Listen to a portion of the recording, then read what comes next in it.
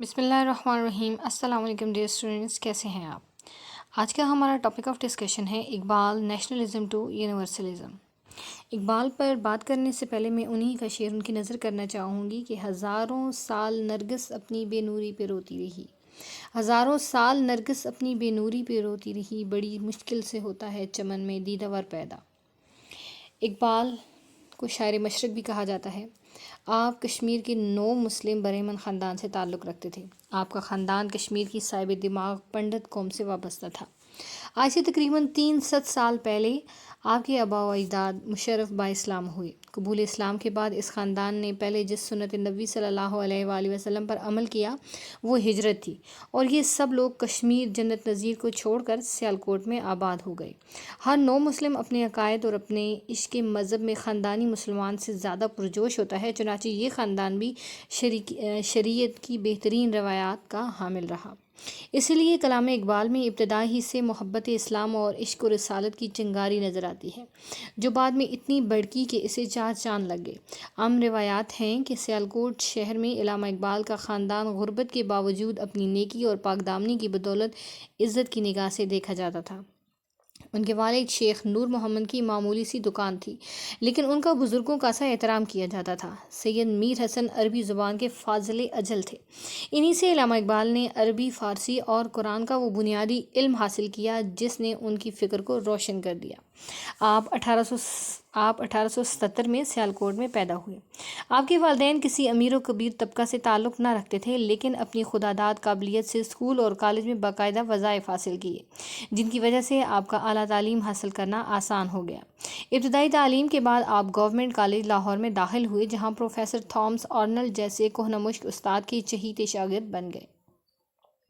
علامہ اقبال نے 1897 میں وہاں سے BA اعزاز کے ساتھ پاس کیا، وظیفہ حاصل کیا اور بعد میں انگریزی جیسے مضامین میں امتیاز حاصل کرنے کی وجہ سے 2 سونے کے تمغے بھی حاصل کیے۔ 1899 میں MA کیا اور آپ نے MA جو ہے وہ فلاسفی میں کیا۔ پھر اسی کالج میں تعلیم و تدریس کا سلسلہ شروع ہو گیا۔ آپ کا ادبی ذوق جو کہ پہلے ہی اعزاز جیت رہا تھا اب دن بدن بڑھتا گیا۔ 1901 میں آپ کے دوست سر عبد القادر نے محسن رسالہ جاری کیا، جسے علامہ اقبال نے وقتاً فوقتاً اپنی نظموں سے نوازا۔ اس وقت تک آپ کی شہرت انجمن حمایت اسلام تک بھی پہنچ چکی تھی۔ آپ نے انجمن کے سالانہ اجتماعوں میں اپنی نظمیں پڑھنی شروع کر دی تھیں، جس سے آپ کی شہرت کو 4 چاند لگ گئے۔ آپ کا مشہور و معروف ترانہ ہند برصغیر کی ہر قوم کے لیے ہر دل عزیز تھا۔ اقبال کی شاعری کی ابتدا ایک قوم پرست اور ہمہ اوسط کی شاعری کے مترادف تھی، اور یہ دور 1905 میں ختم ہو گیا، جب وہ اعلیٰ تعلیم کے لیے انگلینڈ چلے گئے اور وہاں سے اتحاد اسلامی کے زبردست علمبردار اور اخلاق اور مذہب میں کٹر بن کر واپس آئے۔ اور اس انقلابی تبدیلی کی وجہ یہ تھی کہ کیونکہ وہاں پر انہوں نے اسلامی تصوف پر دور رس تحقیق کی تھی۔ علامہ اقبال کا اسلام سے لگاؤ بطور سیاسی اور معاشرتی تنظیم کے بھی تھا۔ ایک تو انگلینڈ سے واپسی کے بعد یہ سیاسی اور معاشرتی لگاؤ ایک عملی اور اپنے ملک کو ملت کے تعصبات سے آزاد اور تمام دنیا کو اپنا سمجھنے کا دعویٰ کرتی تھی، جس کے ممبران ہندو مسلمان بھی تھے اور ہندو بھی تھے۔ آپ کو اس کے جلسہ میں مسلسل شرکت کی دعوت دی جاتی، لیکن علامہ اقبال نے اسے قبول کرنے سے انکار کر دیا، کیونکہ اب ان کا جو عقیدہ تھا وہ پختہ ہو چکا تھا اور ہندوؤں اور مسلمانوں کا میل جول آپ کو ناممکن نظر آتا تھا۔ اس کے بعد نیکسٹ جو ہمارا پوائنٹ تھی، اقبال's پولیٹیکل اینڈ سوشل سروسز۔ علامہ اقبال کی لازوال شہرت آپ کی غیر فانی شاعری کی بدولت ہے۔ حالانکہ معاشرتی اور سیاسی میدان میں بھی علامہ اقبال کی کارروائی نمایاں ضرب المثل ہے۔ ابھی تک کسی محقق نے تکلیف گوارا نہیں کی کہ علامہ اقبال کا مطالعہ بطور دور رس سیاستدان اور ماہر معاشرتی علوم کے کیا جائے۔ اگر ایسا کیا جائے تو ہمیں معلوم ہو جائے گا کہ اقبال نہ صرف ہمیں ایک جاندار تخیل دیتے ہیں، بلکہ برصغیر کی آئینی گتھیاں بھی سلجھاتے ہوئے نظر آتے ہیں۔ 1914 کی جنگ عظیم کے خاتمے کے بعد ترکوں کے ساتھ نامناسب سلوک نے ہندوستان میں تحریک خلافت کو جنم دیا۔ کچھ عرصہ تک علامہ اقبال نے اس تحریک کے ساتھ یکجہتی کا اظہار کیا، لیکن جلد ہی اس پر سے ہٹ گئے اور تحریک خلافت کے رہنماؤں کا کاسہ گدائی لے کر انگلینڈ جانے کا آپ نے بہت برا منایا کہ خلافت کے رہنما تو عقل سے خالی ہیں یا وہ مسلمانوں کی بہتری سے نابلد ہیں۔ اس لیے آپ نے تحریک خلافت سے قطع تعلق کر لیا اور تحریک عدم تعاون کی کھلم کھلا مذمت کی اور اسلامیہ کالج لاہور کے طلباء کو اس میں شرکت سے باز رکھا اور اس طرح اس قومی ادارے کو تباہی سے بچا لیا۔ مہاتما گاندھی نے تحریک خلافت کی صرف اس لیے حمایت کی تھی کہ مسلمانوں کو متحد ہونے سے انگریزوں کے خلاف متحدہ محاذ مضبوط تر ہوتا تھا، لیکن باقی واقعات نے علامہ اقبال کو سخت مایوس کر دیا اور کانگریسی ہندوؤں کی مسلم آزار روش بے نقاب ہو گئی۔ 1916 کی میثاق لکھنؤ نے مسلمانوں کو بالآخر سخت دھچکل دیا۔ یہ معاہدہ مسلم لیگ اور کانگریس کے درمیان پہلا اور آخری سمجھوتا تھا۔ اس کی روح سے مسلمانوں کے جداگانہ انتخاب کے حق کو تسلیم کر لیا گیا اور مسلم قوم کے الگ وجود کو مان لیا گیا تھا، لیکن دھچکا اس وجہ سے لگا کہ ہندو اکثریتی صوبوں میں مسلمانوں کو آبادی سے زیادہ نمائندگی دی گئی، لیکن پنجاب اور بنگال جہاں مسلم اکثریتی صوبے تھے، غیر مسلموں کو ویٹیج وہاں پر مل گیا اور مسلمان یہاں بھی اکثریت جنی اپنی اہمیت کھو بیٹھے۔ اس طرح برصغیر میں ایک صوبہ بھی ایسا نہ رہا جہاں مسلمان جس صوبے کو اپنا صوبہ کہہ سکتے۔ میثاق لکھنؤ کے 7 سال بعد ہندو اس سے لاتعلق ہو گئے کیونکہ وہ مسلمانوں کے جداگانہ نیابت کے سخت مخالف تھے، اور مسلمان اس لیے منحرف ہوئے کیونکہ وہ اپنے اکثریتی صوبوں میں اپنی اکثریت کھو بیٹھے تھے۔ مثال کے طور پر پنجاب میں مسلم آبادی کا تناسب 55%، جبکہ صوبائی کونسل میں مسلم اراکین کا تناسب 50% قرار پایا۔ اس طرح 5% کم نشستیں ملی۔ ان حالات کی وجہ سے فریقین نے اپنی پوزیشنوں پر از سر نو غور کیا۔ متحدہ قومیت کے متعلق علامہ اقبال کہتے ہیں، میں نہیں جانتا کہ ایک قوم کا تخیل پسندیدہ بھی ہے یا نہیں۔ مسلمانان ہند کے لیے ایک ایسا وطن ہونا چاہیے جسے وہ اپنا گھر سمجھیں اور جہاں رہ کر وہ اپنی تہذیب، اپنے افکار، اپنے تمدن و معاشرت کو اپنی منشا اور خواہش کے مطابق ترقی دے سکیں۔ آپ نے اس نظریے کو انتہائی غلط قرار دیا کہ اتحاد اسلامی کے لیے احیاء خلافت ضروری ہے، کیونکہ مسلمان ممالک کو چاہیے کہ پہلے اپنی آزادی اور استحکام کا بندوبست کریں، اس کے بعد انجمن مسلم اقوام متحدہ بنائی جا سکتی ہے۔ Iqbal and two nation theory. اب ٹو نیشن تھیوری کے بارے میں اقبال کی جو رائے ہے وہ کچھ ہمیں ڈیفرنٹ نظر آتی ہے، یعنی آغاز میں وہ متحدہ قومیت کے اوپر یقین رکھتے ہیں اور بعد میں ان کا سفر جو ہے وہ آئیڈیالوجی آف پاکستان کی طرف جاتا ہے۔ آپ نے جداگانہ انتخاب کی زبردست حمایت کی۔ ہندو جداگانہ انتخاب کو قومیت کے خلاف سمجھتے تھے کیونکہ ہندوؤں کے نزدیک برصغیر کے تمام باشندے ابتداءً یعنی شروع ہی سے ہندو تھے اور ان سب کا اختلاط چاہتے تھے تاکہ کسی مخصوص ملت کا انفرادی نشان باقی نہ رہے۔ لیکن علامہ اقبال ہندوستان میں مسلمانوں کو ایک علیحدہ قومیت سمجھتے تھے اور ہندوستان کے سیاسی مسائل کا حل صرف اور صرف ایک ہی تھا کہ ہر جماعت اپنی مخصوص قومی تہذیبوں کی بنیاد پر آزادانہ طور پر پھلے اور پھولے۔ تو نیکسٹ ہمارا ٹاپک ہے جی اقبال's کرٹیسزم آن نیشنلزم، یعنی اقبال نے نیشنلزم کو، وطنیت کو کرٹیسائز کیا ہے، کس بنیاد پر کیا ہے، کس بیس پر کیا ہے، اس کو ہم دیکھتے ہیں کہ اقبال نے مسلمانوں کو نیشنلزم کے زہر سے بچایا۔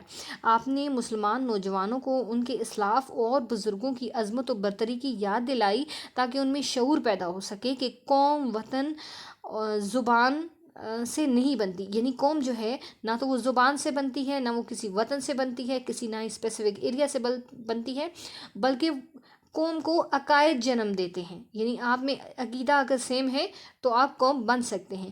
آپ نے وطن کی بنیاد پر قومیت کے تصور کو بالکل رد کر دیا۔ آپ نے برصغیر کے مسلمانوں کے اندر قوی حمیت کا جذبہ پیدا کیا۔ علامہ اقبال نے یہ کہہ کر مسلمانوں کو گرمایا کہ ان کی مجموعی تعداد تمام ایشیائی ملکوں کے مسلمانوں کی مجموعی تعداد سے زیادہ ہے، اس لیے انہیں متحد ہو کر ایک متحرک قوت کی حیثیت سے ابھرنا چاہیے۔ آپ نے عملی سیاست میں نہ صرف حصہ لیا بلکہ برصغیر کے مسلمانوں کی مشکلات کا حل سب سے پہلے عملی صورت میں پیش کیا۔ اس طرح آپ نے سب سے پہلے وہ شمع روشن کی جو مسلمانوں کو ان کی منزل کی نشاندہی کراتی رہی۔ کہا جاتا ہے کہ قلم تلوار سے زیادہ طاقتور ہے۔ یہ روز روشن کی طرح عیاں ہے کہ اقبال نے اس راستے کی پیروی کی جو کہ سر سید احمد خان نے پہلے ہی دکھا دیا تھا۔ آپ اگرچہ فطری طور پر فلسفی اور شاعر تھے مگر ملت اسلامیہ کا درد انہیں سیاست کے میدان میں کھینچ لایا اور مسلمانوں کو بحیثیت ایک ملت اور قوم کے اپنے تہذیبی اور ملی وجود کے تحفظ کے لیے آمادہ کیا۔ تحریک خلافت کی ناکامی نے مسلمانوں کو مایوسی اور ناامیدی کا شکار بنا دیا تھا۔ آپ کی شخصیت نے اپنی شاعری اور اپنے پیغامات اور اپنے فلسفہ سے ملت میں نئی روح پھونک دی۔ انسانیت کی راہ نجات صرف تعلیمات اسلامی میں مضمر ہے۔ مسلمانوں کی تہذیب سب سے بہتر اور قابل فخر ہے۔ مسلمانوں کو دوسروں کی تقلید کرنے کے لیے نہیں بلکہ امامت کے لیے پیدا کیا گیا ہے، لہٰذا مسلمان خود کو پہچانیں اور اسلام کی سربلندی کے لیے وقف ہو جائیں۔ اسی میں مسلمانوں کی کامیابی ہے۔ انہی مقاصد کے حصول کے لیے آپ نے سیاسی سرگرمیوں میں بھرپور حصہ لیا۔ چنانچہ 1926 میں آپ پنجاب لیجسلیٹو اسمبلی کے رکن منتخب ہوئے اور یہاں بھی مسلمانوں کے حقوق کے لیے سینہ سپر ہو گئے۔ 30 دسمبر 1930 میں مسلم لیگ کا سالانہ اجلاس الہ آباد میں منعقد ہوا۔ آپ نے اپنا شورائے افاق خطبہ صدارت دیا۔ پاکستان کی تخیل کو عملی صورت میں ڈھالنا اور مسلمانوں کے ایک بہت بڑے اجتماع میں پیش کرنا یہ آپ ہی کا کارنامہ ہے۔ اس میں مسلم لیگ کے سیاسی پلیٹ فارم پر پہلی بار علیحدگی کا نعرہ لگایا گیا۔ آپ نے اسی خطبے میں مسلمانوں کے علیحدہ تشخص کو واضح کرنے میں وضاحت کے دریا بہا دیے۔ برصغیر کے 7 کروڑ جو مسلمان تھے ایشیائی مسلمانوں کی مجموعی افرادی قوت سے بھی زیادہ تھے، اس لیے اگر ان کا علیحدہ تشخص قائم نہ ہوا تو ان کا حشر کیا ہوگا؟ اس لیے مسلمان صرف متحد ہو کر ہی یہ نصب العین حاصل کر سکتے ہیں۔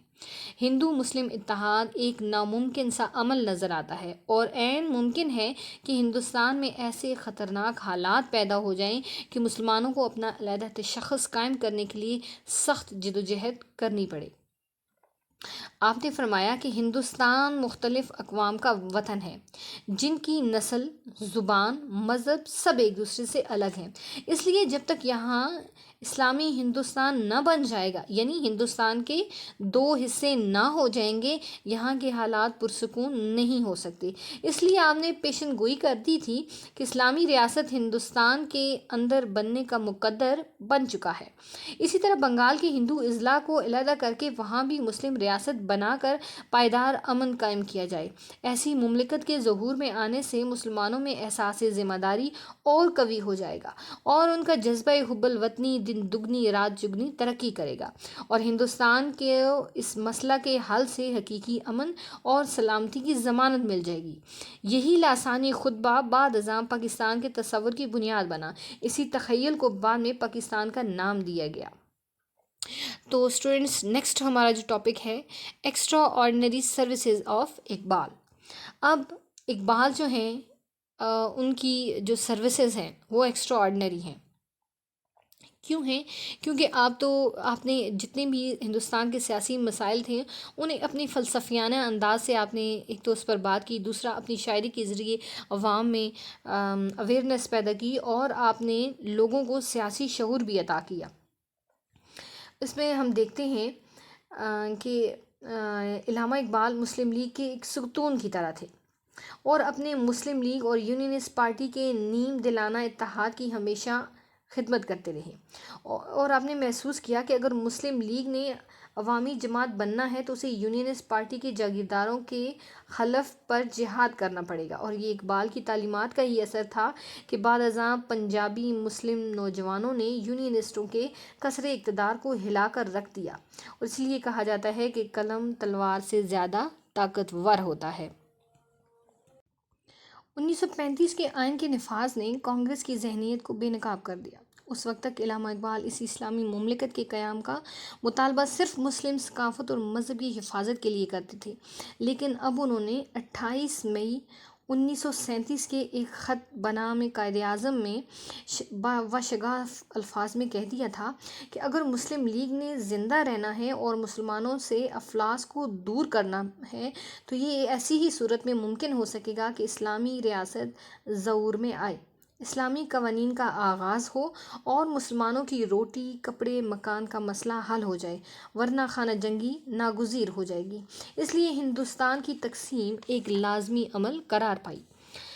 اقبال ملی شاعر ہونے کے علاوہ ایک سیاسی اور معاشرتی جو کارنامے ہیں وہ بھی آپ کے ضرب المثل ہیں۔ یہ آپ ہی کو فخر حاصل ہے کہ علیحدہ تشخص کا تخیل عملی شکل میں ایک قومی نمائندہ اجلاس میں آپ ہی نے پیش کیا۔ اس نصب العین کے حصول کے لیے آپ کی دوربین نگاہوں نے قائد اعظم جیسے زیرک انسان کو چن لیا اور انہیں اس امر پر مائل کیا کہ وہ مجوزہ نصب العین کے حصول کے لیے تن من دھن کی بازی لگا دیں۔ آپ نے مسلم لیگ کو ایک قومی جماعت سمجھا اور اس کی تنظیم کے لیے اپنی انمول خدمات پیش کی۔